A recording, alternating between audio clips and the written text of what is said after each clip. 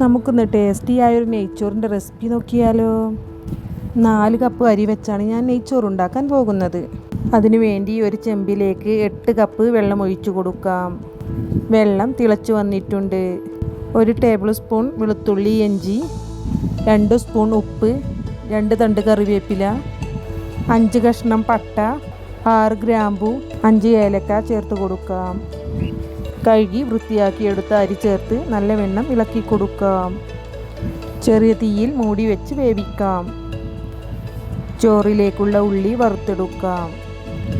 ഉള്ളിയെല്ലാം വറുത്തെടുത്തിട്ടുണ്ട്. നമ്മുടെ ചോറ് വെള്ളമെല്ലാം വറ്റി പാകമായി വന്നിട്ടുണ്ട്. ചോറ് ഇളക്കി കൊടുക്കാം. അതിലേക്ക് 1 ടീസ്പൂൺ ഗരം മസാല ചേർക്കാം. വറുത്തു വെച്ചിട്ടുള്ള ഉള്ളിയും 3 സ്പൂൺ നെയ്യും ചേർത്ത് നല്ലവണ്ണം ഇളക്കി കൊടുക്കാം. നമ്മുടെ ടേസ്റ്റി ആയിട്ടുള്ള നെയ്ച്ചോറ് റെഡി ആയിട്ടുണ്ട്. എല്ലാവരും ഒന്ന് ഉണ്ടാക്കി നോക്കണേ.